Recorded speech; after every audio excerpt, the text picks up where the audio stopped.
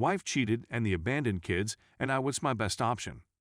Even if it's only to rant, it's healthy for me, so here goes.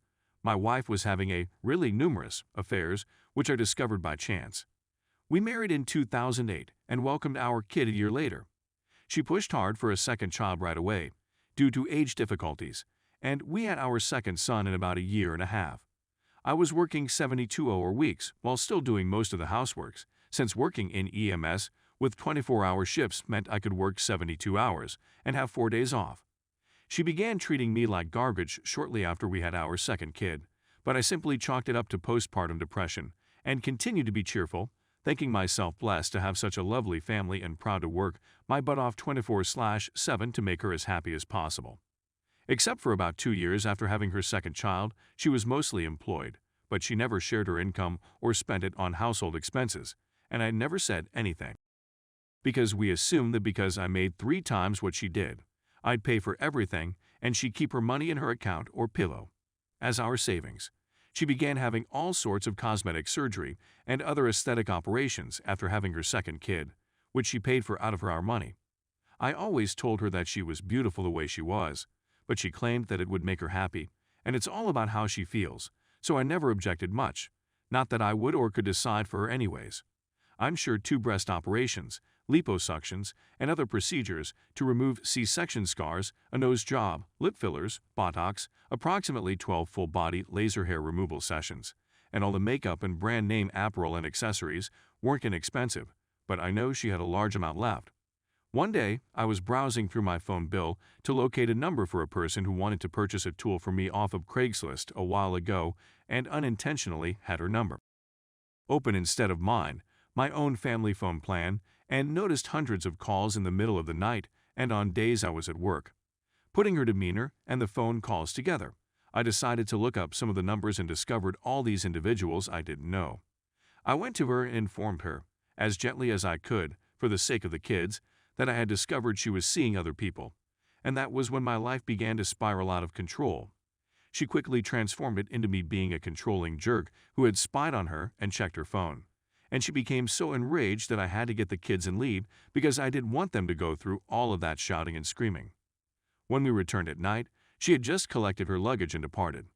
This was in 2015, and for the previous 6 years, she has been gone for months at a time, and if she breaks up with someone, which occurs much too often, she simply moves back without notice, stating it's her home and I don't have the authority to say otherwise.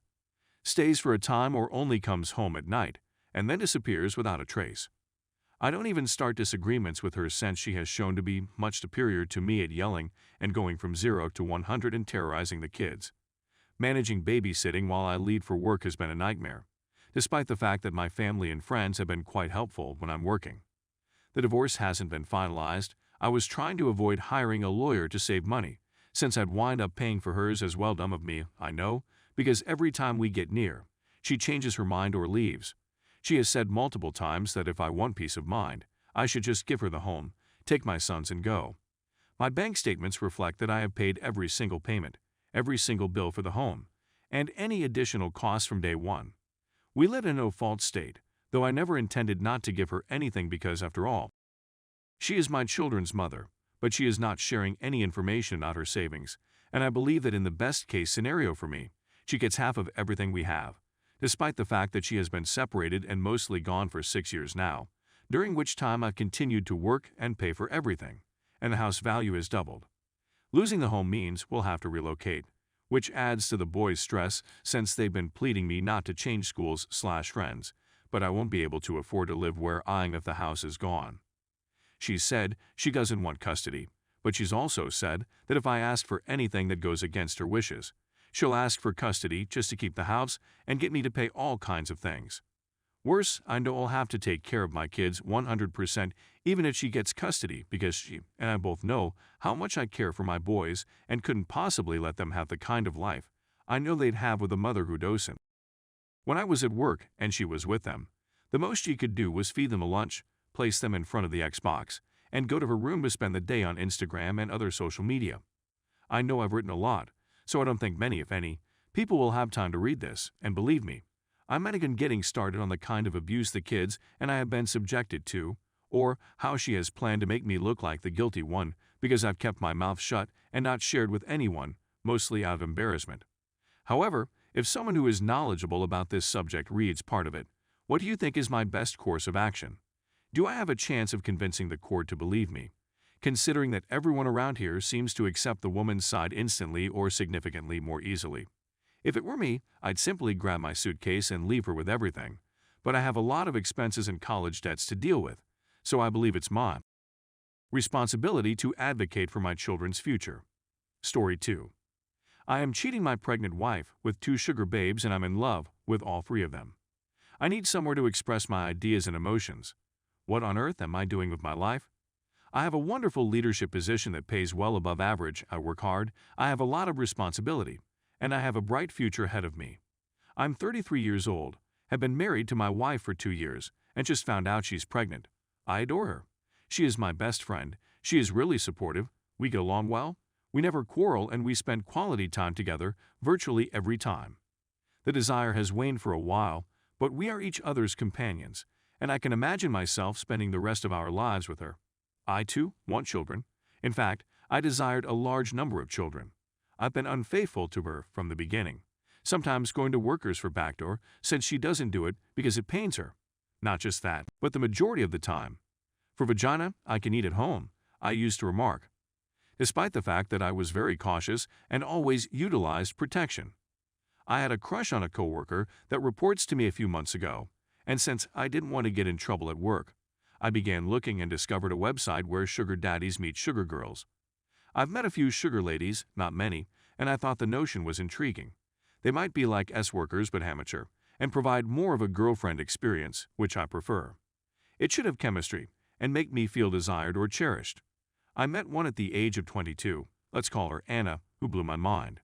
Despite the fact that our ages and levels of expertise were vastly different, I felt terrific with her, and not only.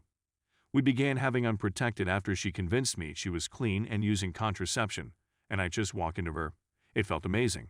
I believed I'd found my mistress, but she had to return to her homeland for a while, and I wouldn't see her for a few months. So, one bored day, I went back to the internet and contacted another girl. Let's name her Claire. We met, we had chemistry, we had unprotected, and then I walked in on her. She then told me that she was clean, but that she was not using contraception, and that she would take Plan B the following day. I've seen her many times since then, and I've always had it raw, but I utilized the pull-out approach. This one instantly fell in love with me and we had the best time together. Claire grew desperate and attached, and she proposed she become exclusive. I told Anna a few days before that I had met someone else, but that I still wanted to see her when she returned in August. She responded poorly, weeping and declaring that she believed I would be her only sugar daddy and that she was ready to be mine only too. We discussed it and decided to meet again when she returned, despite the fact that no compromise on exclusivity was reached. To make matters worse, I found out today that my wife is pregnant. I mean, I'm delighted about it because I want to have children, but I feel like I'm getting drawn into a tangle. So, without a certain, my wife will not take the other 2. And it seems that Anna isn't interested in Claire, and Claire isn't interested in Anna. Anna also informed me that from now on, everything must be done with a condom. To be honest, I can't decide between Anna and Claire. They're both fantastic in their own right. If I had to choose only one, it would be my wife. But as much as I would want to be wealthy and able to support my wife, Anna and Claire, as well as our families, this scenario is untenable. It's difficult to invest energy and money on 3 relationships, especially when I'm the provider for 2 of them and provide more than half of the primary one. So, what could possibly go wrong? Tell Anna or Claire what I'm doing to my wife. Or I'm caught by leaving some proof, or by my wife's friends seeing me in public. With any of them. I conceive Anna or Claire. This is simpler with Claire since the pull-out approach is ineffective. If my wife divorces me, she will be devastated to learn about the horrific things I've done. It will leave a permanent mark on her. The infant will suffer as a result of his or her parents' divorce. Even if she forgives me, nothing will ever be the same. Any of the 2 females may be laying and sleeping on the side and get an STI, which would then be transmitted to me and subsequently to my wife, which would be terrible. Even if I am successful in sustaining these 3 relationships in the long run, it consumes so much of my energy that I should be giving to my profession and family. This is a tremendous experience, but it is also quite exhausting. And all the lying, making up reasons to see the mistresses, and erasing all proof. And then there's the financial load. How am I going to deal with my family, parents, siblings, her family, our friends and coworkers? This is quite dishonorable, especially for someone in a position of authority. If I avoid touch with Anna, Claire, or both, they will suffer since they are already in love. What am I supposed to do? Obviously, I understand what I should do. There will be no further communication with the mistresses after the breakup. But in my delusional mind, I still believe that one day I will be able to persuade all three of them to live under the same roof with our extended families, or at the very least to maintain one or two mistresses on the side. I don't feel awful about it anymore. In fact, I've never had so much fantastic in my life, but I see myself headed towards a train crash, and I don't want to stop it.